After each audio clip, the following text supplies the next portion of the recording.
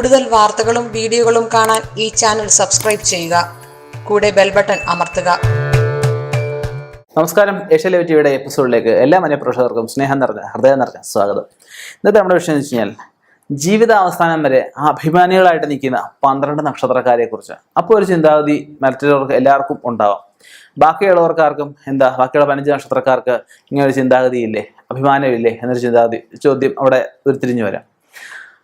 നമ്മൾ ജനിക്കുന്ന സമയത്ത് ഓരോ ഗ്രഹങ്ങൾ നിൽക്കുന്ന അവസ്ഥയിൽ ഗ്രഹനില അല്ലെങ്കിൽ തലക്കുറി എന്ന് പറയുന്നൊരവസ്ഥയുണ്ട്.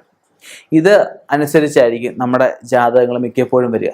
ഒരാൾ പോകത്തില്ല എന്ന് സങ്കല്പിക്കുന്ന ഒരു വഴിയെ, അല്ലെങ്കിൽ ഞാൻ ചെയ്യത്തില്ല എന്ന് വിചാരിക്കുന്ന കാര്യം ഇപ്പോഴല്ലെങ്കിൽ പിന്നീടായാലും അവർ ചെയ്യേണ്ട ഒരു അവസ്ഥയിലേക്ക് വരാം. ഇന്ന് ഇഷ്ടപ്പെടാത്തൊരു വാഹനമായാൽ ഭാവിയിൽ ഏതെങ്കിലും കാരണത്താൽ ആരുടെയെങ്കിലും പ്രേരണ കൊണ്ടായിരിക്കാം, അല്ലെങ്കിൽ അതിൻ്റെ അടുത്തൊരു വർഷം ഇഷ്ടപ്പെട്ടതുകൊണ്ടായിരിക്കാം അവരത് വാങ്ങിക്കേണ്ട അവസ്ഥയിലേക്ക് വരും. അപ്പം ഉദാഹരണം പറഞ്ഞാണ് കേട്ടോ.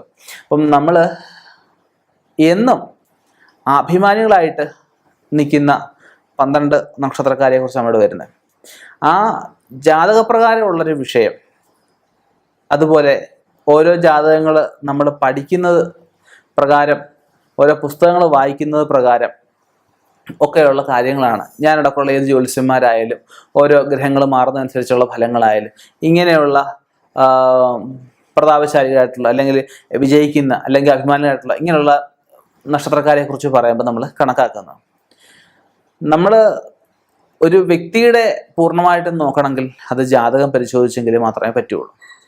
പൊതുവെ ഉള്ള ഫലങ്ങളാണ് ഞാനിവിടെ പറയുന്നത്. ഇതിൽ കൂടുതലായിട്ട് വ്യക്തത ആവശ്യമെങ്കിൽ ഒരു കാരണവശാൽ ഫോണിൽ കൂടെ ചോദിക്കാതെ കണ്ടിട്ട് നേരിട്ട് വന്ന് ചോദിക്കുക. അപ്പോൾ ഒരു ചോദ്യം ഉണ്ടാവും. നമ്മുടെ റിസപ്ഷൻ ബോക്സിലായാലും ഈ സ്ക്രീനിലായാലും ഒക്കെ നമ്പർ കൊടുത്തേക്കുന്നത് എന്തിനാണ്. അപ്പം അത് നമുക്ക് ഒന്നുകിൽ ബുക്കിങ്ങിനായിട്ടോ അല്ലെങ്കിൽ ചെറിയ സംശയങ്ങൾ, നമ്മൾ പറഞ്ഞ കാര്യങ്ങളുള്ള സംശയങ്ങൾ ചോദിക്കാനായിട്ടാണ്. അപ്പം അത് മനസ്സിലാക്കുക. നമുക്ക് എന്തായാലും നക്ഷത്രത്തിലേക്കൊന്ന് കടക്കാം. ആദ്യത്തെ നക്ഷത്രം എന്ന് വെച്ച് കഴിഞ്ഞാൽ അശ്വതി നക്ഷത്രമാണ്.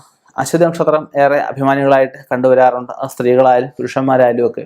അതുപോലെ രണ്ടാമത് ഭരണി നക്ഷത്രമാണ്. ഭരണി നക്ഷത്രമായാലും ദീർഘായുസ് ഉള്ള നക്ഷത്രങ്ങൾ ഒരുപാട് നക്ഷത്രമുണ്ട്. അതിൽ പെട്ട നക്ഷത്രം തന്നെയാണ് ഭരണി നക്ഷത്രം എന്ന് വെച്ച് കഴിഞ്ഞാൽ ഇവർ പറഞ്ഞ പോലെ മരിക്കുന്നവരെ ആയാലും അഭിമാനം കൈവിടാത്തൊരു ഇതായിരിക്കും. ഇവർക്ക് ദുരഭിമാനം എന്ന് പറഞ്ഞ അവസ്ഥ ഇവർക്ക് കണ്ടുവരാറില്ല.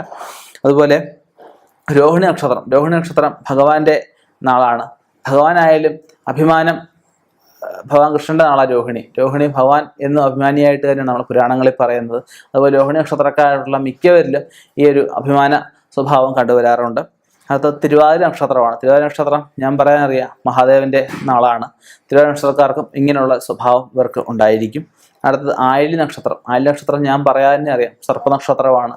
സർപ്പനക്ഷത്രം പോലെ തന്നെ നമുക്ക് പെട്ടെന്ന് കോപിഷ്ഠരാകുന്ന നക്ഷത്രക്കാരായിട്ടും ആയില്യ നക്ഷത്രക്കാരെ പറയാറുണ്ട്.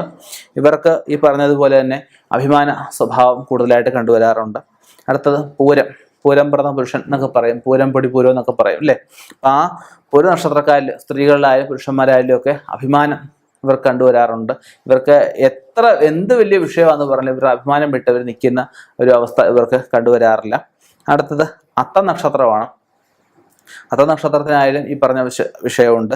പിന്നെ ചോദിക്കായാലും അഭിമാനം ഉണ്ടായിരിക്കും. അതുപോലെ എന്തില്ലെന്ന് പറഞ്ഞാലും ഒരാളുടെ കെഞ്ചാനോ അല്ലെ ഒരാളോട് പോയി അവൻ്റെ നില വിട്ട് പെരുമാറാനോ ഒരു ചിന്താഗതി ഇവർക്ക് ഒരിക്കലും ഉരുത്തിരിഞ്ഞു വരാത്ത നക്ഷത്രമാണ് ചോദ്യ നക്ഷത്രം എന്ന് പറഞ്ഞു കഴിഞ്ഞാൽ. ഇവർക്ക് ചോദിക്കാതെ എല്ലാം കിട്ടാറുണ്ട്.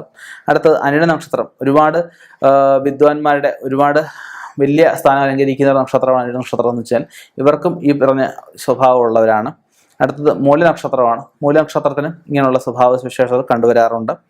ഉത്രാടവും രേവതിയും പറയുമ്പം രണ്ടും ഒരുപോലെ തന്നെ ഏകദേശം ഏറെക്കുറെ ഒരേ സ്വഭാവ സവിശേഷതയും ഏറെക്കുറെ ഒരുപോലെ തന്നെ ഉയർച്ചയും താഴ്ചയൊക്കെ ജീവിതത്തിൽ ഉണ്ടാകുന്ന 2 നക്ഷത്രങ്ങളാണ്. ഉത്രാടമായാലും രേവതിയായാലും ഇവർക്കും ഇങ്ങനെയുള്ള സവിശേഷതകൾ കണ്ടുവരാറുണ്ട്. ഞാൻ ആദ്യം പറഞ്ഞതുപോലെ തന്നെ നമുക്ക് എല്ലാവർക്കും ചിലപ്പോൾ ഈ ഒരു സ്വഭാവം ചിലപ്പോൾ 27 ആളുകൾക്കും ഉണ്ടായിരിക്കാം. അതൊക്കെ അവരുടെ ജാതകം പരിശോധിച്ചെങ്കിൽ, ജാതകത്തിൽ ഓരോ ഗ്രഹങ്ങൾ നിൽക്കുന്ന അവസ്ഥയിലും അംശത്തിലും ഭാവസ്ഥയിലും സ്ഫുടവും ഒക്കെ എടുത്തെങ്കിൽ പൂർണ്ണമായിട്ടും ഇവരുടെ ഏത് രീതിയിലുള്ള സ്വഭാവമായിരിക്കും എന്നൊക്കെ പറയാൻ സാധിക്കുകയുള്ളൂ. അപ്പോൾ അതിന് നല്ല ഗ്രഹനില എടുക്കുക. അതുപോലെ തന്നെ നമുക്ക് ജാതകം, സമ്പൂർണ്ണ ജാതകം എഴുതുമ്പോഴായാലും സ്വഭാവ സവിശേഷതകൾ ഇവർക്ക് എഴുതാറുണ്ട്. പഞ്ചാംഗ ഫലം, തിഥി ഫലങ്ങൾ ഒക്കെ അങ്ങനെയുള്ളതൊക്കെ എഴുതുമ്പോൾ അത് സ്വഭാവം എഴുതും. പ്രധാനമായിട്ട് ഇന്ന ആഴ്ച ജനിച്ചു കഴിഞ്ഞാൽ ഇന്ന സ്വഭാവമായിരിക്കും, ഇന്ന തിഥി ജനിച്ച് ഇന്ന സ്വഭാവമായിരിക്കും, ഇന്ന ലഗ്നത്തിൽ ജനിച്ച് ഇന്ന സ്വഭാവത്തോടു കൂടിയതായിരിക്കും, ഇന്ന ശൈലപ്രകൃതി കൂടിയതായിരിക്കും, ഇന്ന അംഗലക്ഷണങ്ങളോട് കൂടിയതായിരിക്കും. അത് പറയുന്നത് കറക്റ്റ് ആയിരിക്കും.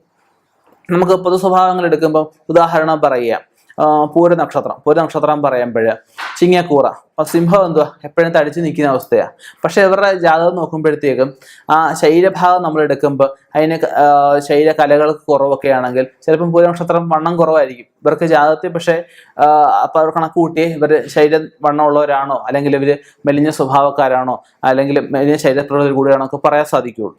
അപ്പം പൊതുഫലങ്ങൾ 100% ഒരു കൃത്യത ആവശ്യമെങ്കിൽ തീർച്ചയായിട്ടും ഞാൻ ആദ്യം പറഞ്ഞ പോലെ തന്നെ ഒരു ജ്യോതിഷനെ സമീപിക്കുക. ഇനിയും ഇതുപോലെയുള്ള വ്യത്യസ്തമായ വിഷയങ്ങളുമായിട്ട് കണ്ടുമുട്ടാം. നിർത്തുന്നു. നന്ദി, നമസ്കാരം.